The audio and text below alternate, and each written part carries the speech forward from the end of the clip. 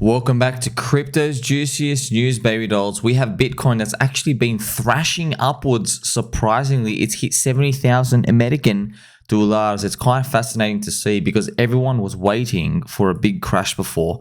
And I think that's actually the most important point. Once again, the crowd keeps sucking, friends. I don't know how many times we have to go through this because Bitcoin now at $70,000. We did a poll here last week, okay, and it was literally at 65K, actually 65K exactly. And I did a poll and I was like, okay, what comes next? 55 or 75? So here or here? What do you think the crowd put? We all put this. We all felt like, it's probably done. And then it keeps going up. I want you to remember, it's kind of fascinating how this works. It's like, this why, friends, crypto, trading, all of these things, they're always moving targets. Always. Things happen. Then the crowd gets, you never know. You never know, right? Is the crowd going to price things in a little, a medium, or a lot? You never know until it actually happens. That's why a lot of it is chaotic in the short term. But if you stretch your time frame out long enough, you do get the benefit of compounding gains. That's pretty much what you get. And you eventually get to ride the trends moving up and to the right. This is, friends, for most part, you got to be careful about which ones you do. You can't just go buy any altcoin forever because you need a community to stay there, okay? So Bitcoin here, friends, if we look at this maximum retrace from the top, it's about 16%. Look, I just want to show you something. People always ask, how do we know we're getting to the top of a move? And look, you don't really know, but sometimes what will happen is you have these retraces. Yeah, you had like 20%, 20%, 20%. This was 20%. This one was like 15. And then you never know, man. This is very, very possible, friends. We could just shoot up to like 90. And basically what ends up happening is the dips got very, very shallow. And because they got more shallow, you're basically traveling up the parabola. And that's when it starts to get super, super dangerous. But there's no real mathematical formula to let you know this is happening. Now, what I'm going to have to do is check the land of Ethereum because Ethereum, friends, is still actually, it's toggling between this monthly candle. We flipped red from before. We're now back to green. And there's still a few things to check out because this left translated cycle, friends, I'm going to play some nice pump music, by the way. This left translated cycle, first, it was very, very rare to even believe in it. Now, 30% of the crowd believes in it. It's alarming. Because, friends, you might think, wait a minute, left translated cycle, it's not that good because it means there's a 2-year bear market that comes. No, you got to think about what it means. Left translated means up only, and then up only, and then more up only, and then just up only forever, and just have a big, big, big euphoric blow off, and then that's it. So you got to think how dangerous that is. As we go up and up and up, friends, how do you think that prices go up more? People get exponentially more leveraged up. They keep adding to the position. They buy Bitcoin at 90K, 100K, 120K. It's still not done. It's still not done. You know, it's so easy to have a giant wipeout at any time. This is the 4-year Bitcoin fractal, the 4-year cycle fractal from the Mt. Gox Ponzi cycle. You can see we are still running a bit ahead of schedule, which is kind of funny, man. Would you have ever thought with increased market cap and everything we went through that you would be seeing Bitcoin run ahead of schedule again? You know the funny part, just want to remind you, okay, just so you know, in 2021, this ran ahead of schedule, okay? And then it stopped. So that's important. Don't forget that. That's how everybody got scammed in 2021. We literally, friends, I reckon Bitcoin was meant to hit 100K here. But Soy Bankman-Fried, Rocca Negra, something happened there. Clearly, something cursed us. And when you're looking at Bitcoin, and looking at, okay, this 4-year cycle running early, it can be very, very dangerous. Yes, it literally, can you believe it? Just, we're running early. So no one ever thought we're running early, man. We thought, okay, it should hit 100K now because it's going up. We're already second month of the year, we're at 50K. And then look what ends up happening, okay? So this type of move, we're going to wait and see what ends up happening. But you never know, man. This could still happen. We could still get a blow off. You just have to really be careful with that. I want to remind you of one thing as well. 2 years ago, I've mentioned this before, but I believed if Bitcoin was going to rush up here, the noobs will sell between 100 to 90 if it was a left translated cycle. The noobs, the retailer noobs, they will sell around there. Maybe we actually have a flush. They all think it's over. That means that they think the bear market starts, but we end up like retracing that move and then breaking 100K again. Because retailers are all wanting to sell between this 90 to 100K mark just because it's a round number. So you always know, friends, the market's going to find the way to trap them all. And you got to think, how would it trap them all? Probably with like a solidified break above 100 to do that and make them think, oh my gosh, we're going to 200. But then you never know, man. Maybe 180 is the top for like 2 years. Imagine that happens, okay? 180 does this move. That's the top for 2 years. It does a lower high in April 2025. So that's another thing, friends. We'll actually draw it now because that's one way to look at it. We'll actually go back to the weekly chart and I'll show you what that would look like. If we do a left translated cycle, we end up at 180 somehow, 150, 180. We come back down, okay? And then here is April, okay? April of 2025. We do like a lower high here, okay? And this might coincide with altcoins, the altcoin mania, where it's basically all over. And then actually what happens is it's all over again. And it maybe goes up sideways and everyone thinks, wait, something's going on here. Is it a bull market or a bear market? Let's do the retrace. If Bitcoin hit like 180 and went back down to 90K, friends, that's 50% move.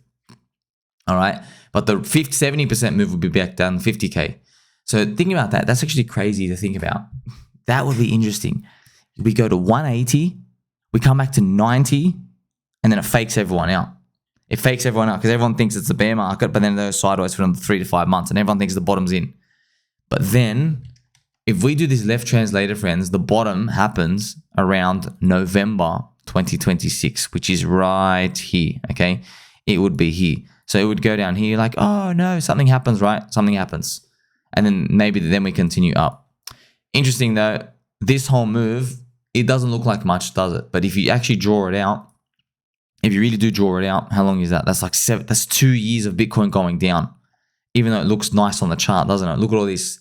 If you look at the chart, like, oh, so if you got in early, you don't mind this. So I'm glad we could draw it out here because that's pretty much what we're waiting for. If I go back to the big chart as well, looking at Bitcoin, this is why, friends, this is here. If you're new here, April 2025. All right. Why do I have this arrow here? That's the final part of the 4-year cycle. If the 4-year cycle repeats, okay, the lower high. But we're waiting for this moment in time. It's April 2025 part.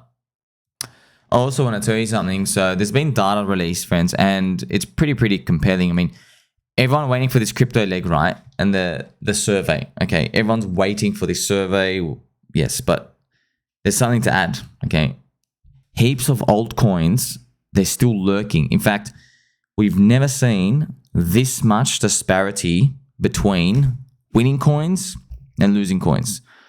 Why? Because there's heaps of coins out now. Now this disparity did happen 4 years ago. We were here. Coins like XRP, Monero, Litecoin, Tron. So 2017 peak coins and Corridanzo too, but pretty much a lot of them, and Doge. Every coin that did well in 2017, they became like, part of the narrative, whatever. In 2020 DeFi season year, they were not part of the moves. Okay, they did not participate, and actually show it to you now. Okay, they were not moving. So during this DeFi season part, this was DeFi season, they were not moving.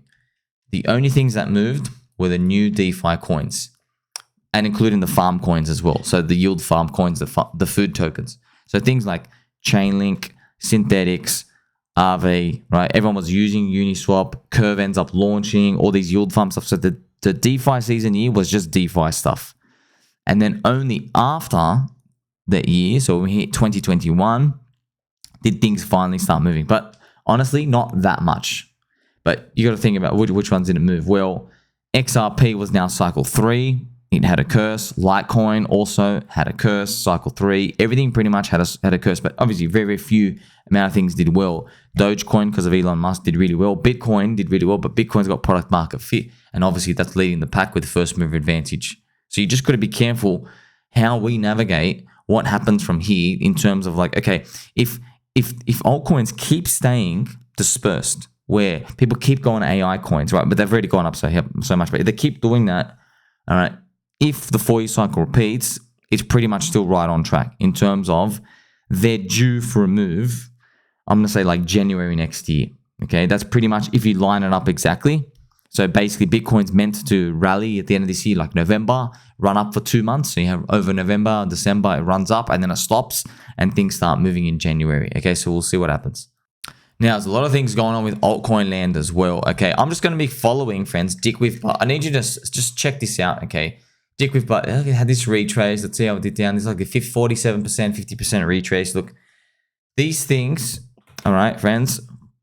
Look, there are many success stories in crypto bull markets, and trust me, I studied every single one. I went through every chart. I was part of many of them. Okay, part of them, I got to see them, was around, and you don't know how far they're going to go. There is no sign whatsoever at all. It was literally just you're watching it and you're praying every single time. You know, friends, when we're looking at, for example, I can show you some of the most complicated charts of all time. I mean, if we look at Cardano, right? Cardanzo. Who the hell? Look at this chart, friends. Bottom, bottom, bottom. Okay, you got to imagine when this happened. Okay, look, it went down 1, 2, 3, 4. Look at this. Everyone thought, okay, it's literally over. That's what everyone thought was coming next. Look what I did next. Bang. You see that? I can also show you, friends, Dogecoin.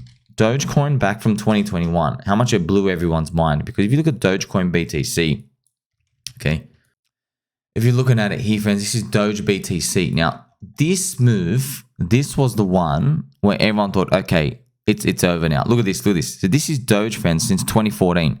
It does this range for 7 years, okay? 7 years. And then it finally comes up with this Elon Musk stuff. And look what happens. It stops here. But then, look what happens after that, man. Snap. Oh my gosh. Keeps going. Look at this. Bang, bang, bang. So even from that point, I mean, like, yes, that an extra 5x from that point. So you can just see how people have these ideas about how they think things will move. And then things keep breaking higher. Now, you don't know if your one's going to do that. Only in hindsight does it look like it's a perfect story. Only in hindsight can you say, well, you know, oh, of course it was going to shill it. Of course it looked like this complete load of BS. You have absolutely no idea. That's why when we're looking at Dick with Butt, okay, the current narrative, friends, is, okay, is Dick with Butt going to flip Teddy Bear? Teddy Bear is 20 million. Dick with Butt's now 4.5. Hopefully he goes to 5-ish, right? So that 4x deviation. You never know, man. Maybe at the very end of the cycle, right? PulseChain's mooned. Maybe Teddy Bear is like 200 million and Dick with Butt is like 100 million. Like this type of stuff, but you have no idea at the start. You're watching these things, friends. They go and then they die, and then they go and then they die. And there's no way to make it except literally just undying belief. Literally undying belief where you go, that's it. I'm not getting out. That's why I try to help everyone along the way. And we try to measure stuff. Like, for example, okay, this is the stock market roaring through new highs. Like, we can't argue with that, right? This was the stock market high. Like, this is, friends, undeniable. We went up 10%, which is a huge move for the stock market, above the all-time highs. So you're looking at this, even though there is a not a full stock market expansion because of the Russel, which is actually right here. Okay, this is literally the only thing not moving, friends. This is literally the only thing that hasn't broken its all-time high. This Russel, it's sitting around here. So we need this basically to go up, and that might be the expansion. So, you know, you try to put all the pieces of the puzzle together, but still, it doesn't mean, okay, this narrative definitely plays out or it goes to a certain price. It doesn't. However, okay, that's why I always rely on our big spears, Bitcoin and Ethereum, okay? And you just go, well, is Ethereum, that's why, friends, even a basic one now, you go, is Ethereum above $5,000 yet? Is it? No, it's not. You go, okay, pretty much you got a free pass to hold everything. Literally hold everything. And it doesn't mean everything in the portfolio pumps. It just means, okay, 3 out of 10 aren't going to make it. The 7 out of 10 that do have a very high chance of a big slingshot once Ethereum does pop above there, okay? The real target, though, if Ethereum hits 5,000, I wouldn't like auto sell everything. I'm still waiting for what to look like at 7, 8,000. And that's pretty much what you're playing for. This is a cool chart I've made. This is basically every Bitcoin 4 year cycle from their bottoms, okay? We are right here. Okay, so we're still tracking around, this is measuring from the bottom. The 4 year cycle, if you measure from the bottom for the Mt. Gox Ponzi cycle, the one in the middle, of course, we're not going to get this. This is a $900,000 Bitcoin. So at some point, this thing's going to diminish again. You see how everyone's diminishing, right? This is the red one, the first cycle. Okay, then we have the Mt. Gox Ponzi. This is 2021. So where are we going to land here? You know, if we follow 2021, we're still going to end up at, this is where you actually get Richard Hart's 240K Bitcoin. It's around here. See that? So that's basically if we don't diminish. Okay, so now it's going to be up to you to decide. Do you think we're going to diminish or not? Look, it's hard. Look, I know you're going fast. I'm just going to have to say we do. I'm just going to have to say we do because Bitcoin ETF, all these news stuff, you know, statistically, okay, wait a minute. If something's happening, forget the news, okay? But it's not going to be so easy, is it? Because if, let's say Bitcoin, which is right here, if it does get to 180K, all right, is the crowd going to be hung up on, no, it's not diminishing, we're going to go higher? Or are they going to be set on being satisfied here? Because you got to remember too, the average polar market, the average polar Bitcoin from, this includes $1 million predictions, $0 predictions, everything, right? All the people who are bullish, everything. The average price prediction is 120,000.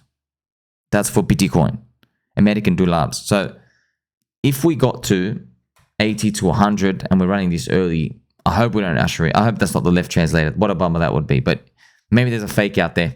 Because if their target's 120, friends, and then we get to 180, you never know. Maybe they will change it to 400. They go, look how fast we are. This thing's got plenty of legs to go. So we are just honestly monitoring how everything goes. You never know. The euphoria signs might be so obvious in the altcoins when they finally do appear. Now, friends, I'm going to make another dedicated video later on. This is Landwolf, okay? Landwolf is still playing for PEPE. It's still like 5.7 million market cap. You can change it to the market cap chart and put it on log. You actually see just moving around here. Look, but you don't know, okay? You don't know how far anything's going to go. I just promise you, the only people who make it are people who go, that's it, I'm not out. This bull market's still got legs. And you never really, honestly, there's no gospel answer. It's just, honestly, everyone is guessing, okay? I can tell you though, PEPE is still up. You see that PEPE move? It's still making this triangle. I mean, this would be nuts if this happens. If PEPE is able to move around and then eventually break up, that's where we might see knock-on effects into stuff that's leveraged on PEPE. So, for example, Landwolf. And I'm just going to quickly show you, friends, the chart for PulseChain. Okay, remember, we have pulled back in to this 21 EMA. All right, now, thing is, okay, this is the thing, friends. There's different timelines that seem to appear in markets. You have every combination of stuff. So I made a video saying I can smell blood in PHEX, right? And I can smell it. But here's the thing, okay? There's something to think about. Even though I can smell blood in PHEX, I know and you know from being here that Hex has not had euphoria or excitement for a very long time. We've already weeded most people out. We had, the last excitement we had was PulseChain launch. That was actually it. Do you think how long that's been? Been a year, pretty much, almost a year. PulseChain launch was the excitement. We got decimated. Okay, and you can see that on the full chart, but pretty much Hex goes from 5 cents down to like 1 cent. And I'll just show you the EHEX price chart. Now, you can see, man, this is PulseChain launch, friends. This is PulseChain launch. For this is, and if we assume it's the combined price, remember the combined price is like what, 1.5 cents or something. Anyway, it's really, it's just low. It's pretty much low. It's been going just down like this forever.